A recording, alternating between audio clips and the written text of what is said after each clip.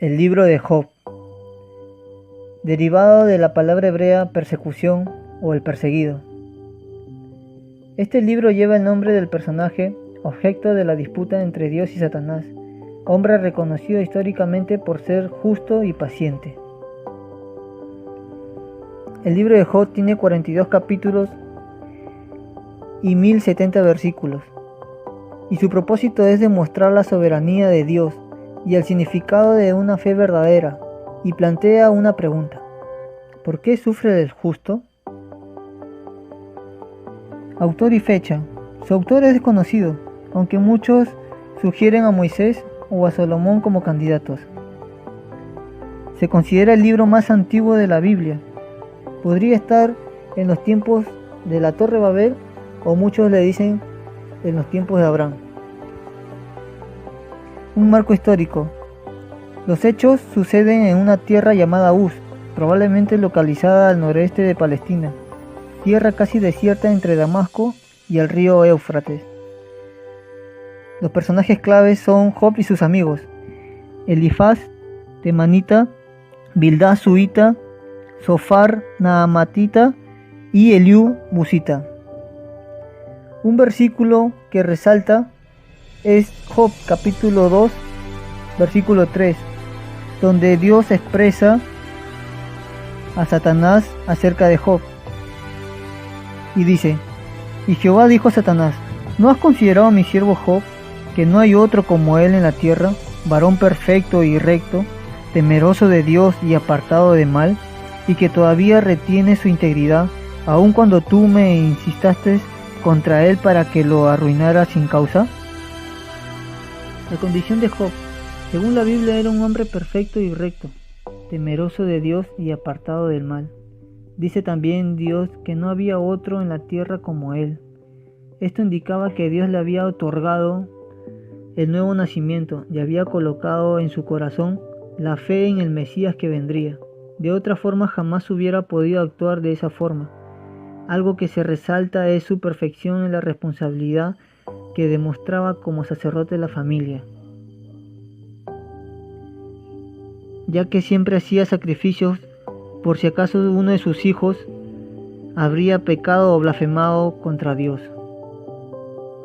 La responsabilidad que demostraba como sacerdote, además del conocimiento de lo único que Dios acepta por el pecado, que es la muerte, y por tal motivo la necesidad de la muerte en un sustituto perfecto en favor del transgresor.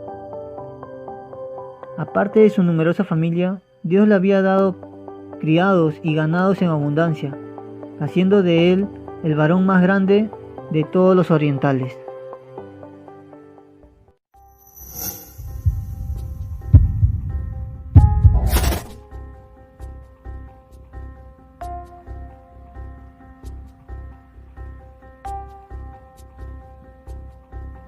Acontecimientos en el tercer cielo. En tanto que Job en la tierra continuaba con su fidelidad, en el cielo acontecían cosas que cambiarían radicalmente la vida del patriarca. Los ángeles se presentan delante de Dios, y también lo hace Satanás, o el acusador. Dios intencionalmente le pregunta de dónde viene. El enemigo responde que de rodear la tierra y andar por ella. Es claro que no era simplemente paseando, sino andando como león rugiente, buscando a quien devorar. Primera de Pedro 5:8. Cuando Dios elogia a Job por su fidelidad, el acusador dice que esto acontece porque Dios lo llenó de prosperidad y protección. Esto indica que el enemigo ya había intentado destruir la armonía de Dios, pero debido a la protección de Dios, sus esfuerzos habían sido en vano. Ahora le pide que lo despoje de todo para que se dé cuenta que su fidelidad era mero interés carnal y que tan pronto perdiera todo, blasfemaría del Señor. Es evidente que el acusador estaba acostumbrado a ver personas que en apariencia son fieles, en tanto que todo va bien. Dios autoriza al enemigo para que haga lo que quiera con las cosas de Job. Solo no podía colocar su mano para quitar su vida sobre Job. Imaginemos a este ser absolutamente depravado, ahora con la libertad para actuar, pensando la forma macabra cómo actuaría para hacer que el elogiado por Dios blasfemara. Vinieron a Job 4 sirvientes que escaparon de cada calamidad, uno tras otro, dándole la mala noticia, que perdió a todos sus criados a filo de espada y que robaron todos sus camellos, que fuego del cielo cayó arrasando todo el ganado y pastores, y la trágica muerte de todos sus hijos, y todo en un solo instante.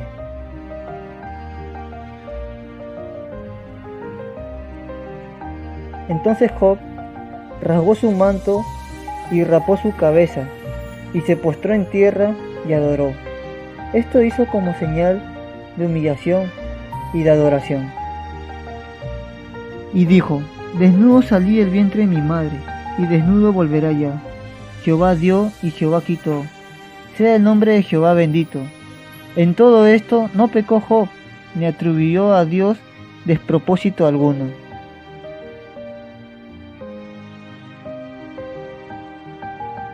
Job reconoce que todo es de Dios, sin ocultar el dolor lógico, especialmente por la muerte de los criados y de sus hijos. Se humilla delante de Dios y bendice al Señor, reconociendo que Dios tenía todo el derecho de hacer lo que hizo, puesto que todo es de Él. Esta fue una derrota muy humillante para el enemigo, que estaba seguro de que su plan funcionaría, pero la fe de Job no era como la fe de los que presentaban a la tierra de pedregales en la parábola del sembrador, que tan pronto llegaba la prueba se destruye. El que tiene la fe genuina, no sin dejar de experimentar dolor, comprende que todo cuanto tiene es de Dios, sea hijos, propiedades, entre otros, y que Él puede tomarlo nuevamente para sí, o hacer con ello lo que quiera. La fe genuina conduce a un siervo de Dios a amar a Dios por encima de todo y de todo. ¿Qué harías si Dios te quitara todo cuanto te dio?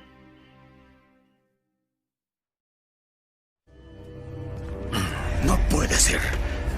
Nadie pierde su fortuna, su familia, todo en este mundo. ¿Y no se vuelve a Dios para culparlo o preguntar por qué?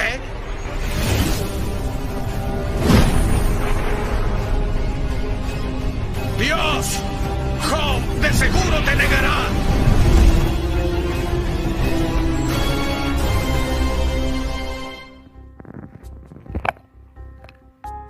Nuevamente se reúnen los hijos de Dios. En tanto que en la tierra Job sufría terriblemente, Dios en su reino elogiaba nuevamente a su siervo Job delante del acusador por la firme fidelidad a pesar de estar completamente arruinado. El acusador le dice que su fidelidad se debe a que Dios le mantiene con salud. Así que le dice que se la quite para que vea que ahora sí blasfemará contra el Señor. El Señor nuevamente le concede el permiso a Satanás para actuar contra Job. Solo no pidió matarlo. El acusador tenía que traer algo que realmente hiciera sufrir a Job, de tal manera que humanamente solo quedará la opción de blasfemar el nombre de Dios.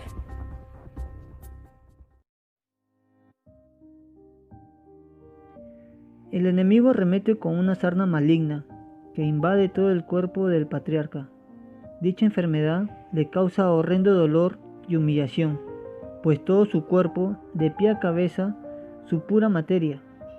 Adicional a eso, incita a la esposa para que tiente a Job. Ella le pide que abandone su fidelidad y que maldiga a Dios para que muera, es decir, para que Dios mismo acabe con su vida por blasfemar. Es triste, pero existen esposas que, basadas solo en los sentimientos, dan consejo a sus esposos, completamente en contra de la voluntad de Dios. La sorpresa para la esposa, pero especialmente para el enemigo, fue que Job reconoció que de Dios no solo se debe aceptar las bendiciones, sino también los males que Él en su soberanía y sabiduría quiere dar. Debate entre Job y sus amigos. Se cree que hay 17 discursos entre Job y sus 3 amigos, 9 de Job y 3 de Elifaz, 3 de Bildad y 2 de Zofar. Los debates de Job y la de sus amigos son tan largos que es difícil llamarlos debate. Algunos lo han llamado discursos.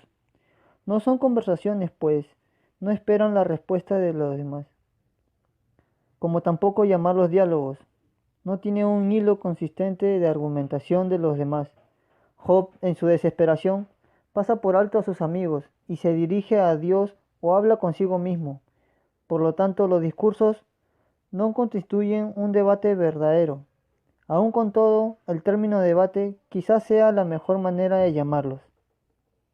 Se clasifican en 3 ciclos.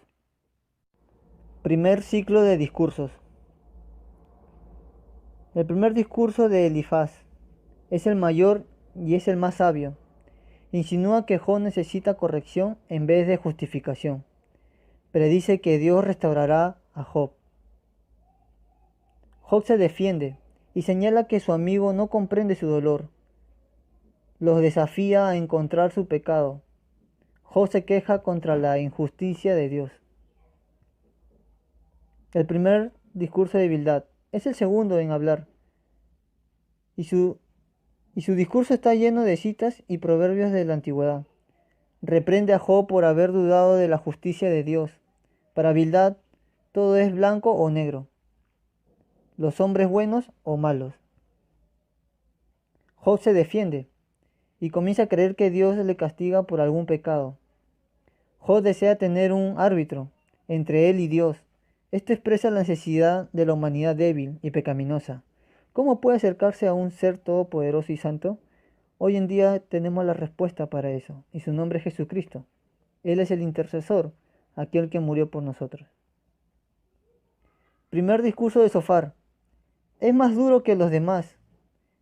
No siente simpatía por Job y quiere probar que Job es culpable. Dice que la defensa de Job es nada más que palabrería. Job le contesta a Sofar. Todo lo que han dicho a Job no le es desconocido, pero entiende muy poco de sus dificultades. El deseo de Job tiene 2 puntos claves. Si el hombre muere, ¿volverá a vivir? ¿Y cómo podrá Dios limpiar el pecado del hombre? Él estaba clamando por un intermediador. Y ahora comprendemos que Jesucristo es y su sangre es la única que puede librarnos del pecado. Segundo ciclo de discursos. Comienza de nuevo Elifaz. Se molesta por la actitud de Job y comienza a reprenderlo. Se ocupa en atacar el argumento de Job de que los malos prosperan. Job le contesta. Job vuelve a rechazar los argumentos. No se pone en lugar de que sufre, solo repite frases hechas. Job insiste en la necesidad de tener un abogado. Segundo discurso de Bildad. Descarga su enojo describiendo la suerte de los malos en base a la situación actual de Job. Job expresa su confianza en Dios. Yo sé que mi defensor vive y que Él será mi abogado aquí en la tierra.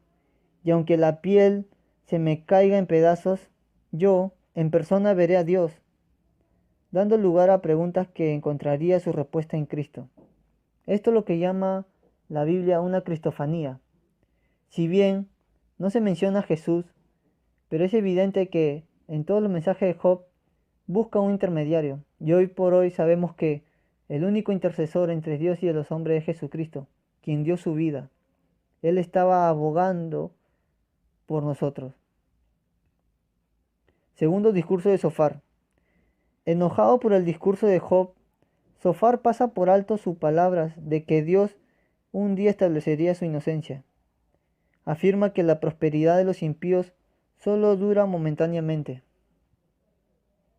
Job le responde, contradice señalando que los impíos frecuentemente viven largos años y disfrutan de toda clase de prosperidad. Job acusa a sus amigos de atribuir su sufrimiento al castigo de Dios. Así demuestran su ignorancia de los caminos de Dios. Tercer ciclo de discursos. El tercer discurso lo comienza de nuevo Elifaz. Calumnia a Job enumerando los pecados que él piensa que Job ha cometido: opresión del prójimo y descuido de los pobres, las viudas y de los huérfanos. Si Job se humilla y se arrepiente, recuperará su bendición. Job afirma que el mal triunfa. El ánimo de Job sigue cambiando entre fe y dudas. Primeramente considera la impunidad de los impíos en la tierra y luego parece contradecir lo que había dicho previamente antes. Es un desbalance total de emociones lo que está sufriendo Job, ya que se siente atacado por sus amigos y a la vez apela a Dios y en momentos dice que Dios es injusto con él. Tercer discurso de Bildad. Bildad habla brevemente, tal vez porque se ha agotado los argumentos. Recalca la majestad de Dios delante de quien el hombre es como un gusano. Es imposible que sea puro delante de él. Job le responde, reprende a Bildad por no ayudarle. De nuevo Job se presenta inocente y rechaza cualquier acusación. Job empieza a concluir. Primeramente exalta la sabiduría divina, muestra buen carácter y virtudes. Job reconoce su naturaleza pecaminosa. Discurso de Eliú. Los discursos de Eliú. Lo que le indigna a Eliú y lo motiva a instruir a los tres ancianos sabios es su fracaso en contestar satisfactoriamente las protestas desafiantes de Job contra Dios. Eliú habla con cierta sabiduría, señala la debilidad de ambas partes. Job se ha justificado a sí mismo y ha acusado a Dios de ser injusto, mientras que los argumentos de los tres sabios siempre atribuían el sufrimiento humano al castigo de Dios por la maldad del hombre. La gran contribución de Eliú es: ¿cuál es el propósito divino en el padecimiento humano?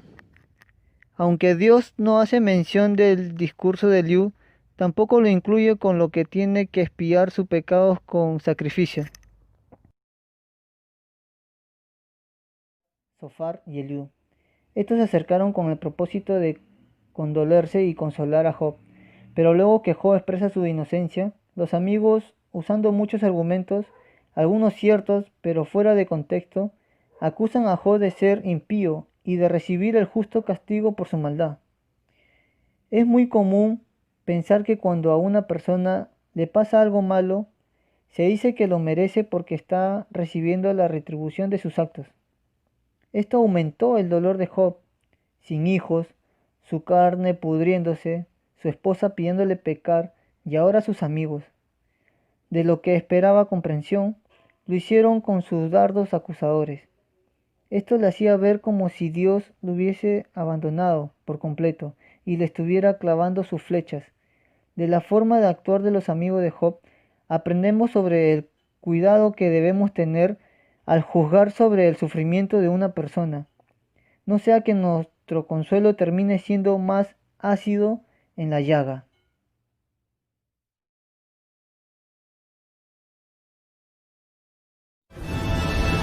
Si tan solo alguien me escuchara, que el Todopoderoso me responda. ¿Por qué hablas tanto cuando sabes tan poco? Ahora prepárate para enfrentarme. Puedes responder a las preguntas que te hago. ¿Dónde estabas tú cuando puse los cimientos de la tierra? Dímelo, ya que sabes tanto. Sin duda sabes quién decidió su longitud y anchura. ¿Quién sostiene sus cimientos? ¿Quién puso la piedra principal mientras las estrellas de la mañana cantaban y los ángeles gritaban de alegría? Cuando el océano nació, yo le puse sus límites y lo envolví en una densa oscuridad. Luego construí un muro alrededor, lo encerré con portones y dije: tus poderosas olas se detienen aquí, no van más allá. Yo soy el Señor Todopoderoso. Pero tú has dicho que estoy equivocado. Ahora debes contestarme.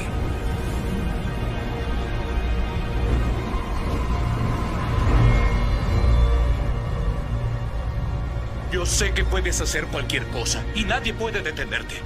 Preguntaste, ¿quién es este que pone en duda mi sabiduría con tanta ignorancia? ¡Soy yo! Y hablaba sobre cosas sobre las que no sabía nada, cosas demasiado maravillosas para mí.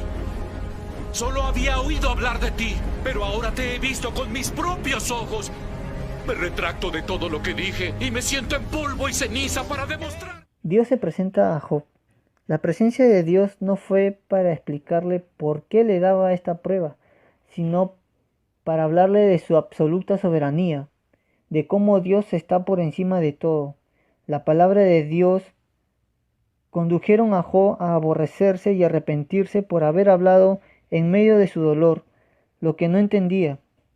El fuego y el ácido estaban llegando a su fin. El oro, o sea, su fe, estaba brillando preciosamente. Dios acusa a los amigos de Job y los obliga a ir a Job para ofrecer sacrificio por ellos. Con esto Dios le demuestra a los amigos de Job, excepto Eliú, lo errados que estaban respecto a la forma como hablaron de Dios y a Job y de la necesidad de un sacrificio perfecto en su favor por sus pecados. El Señor le restauró su bienestar. Es más, el Señor le dio el doble de lo que tenía antes. También le dio a Job otros 7 hijos y 3 hijas más. En toda la tierra no había mujeres tan bellas como las hijas de Job. Y Job vivió 140 años después de esto, y pudo ver a 4 generaciones de sus hijos y nietos. Luego murió siendo muy... Algunas aplicaciones. Número 1. El dueño del universo da y quita cuando él quiera, y como quiera y para lo que quiera, y puede usar para ello a quien quiera. En este caso Dios permitió y usó a Satanás para un propósito.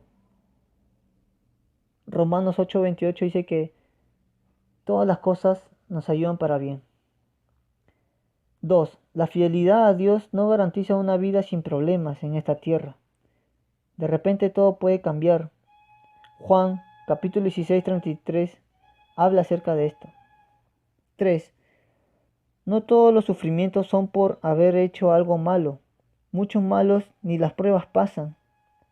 Y esto lo podemos ver en el Salmo 73, donde David habla acerca de que los impíos prosperan. 4. La fe de Dios no puede ser destruida ni con la peor de las pruebas. La verdadera fidelidad a Dios no depende de nada material. 5. Nuestra ignorancia nos puede conducir a no ayudar al que está en miseria, sino a aumentar más el dolor.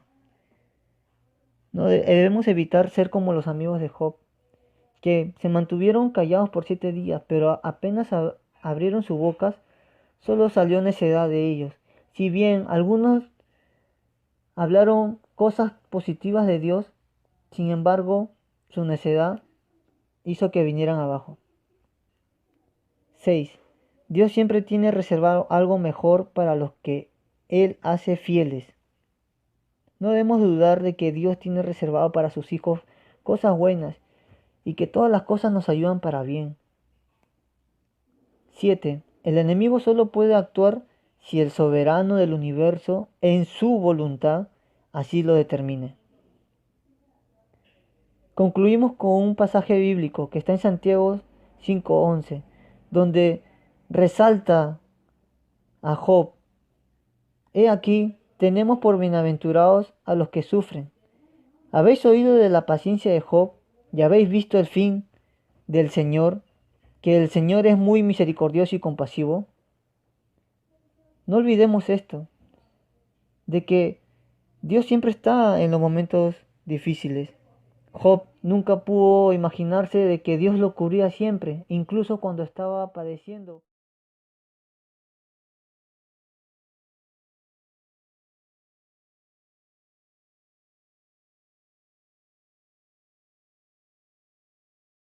Que se le permite sufrir al bueno.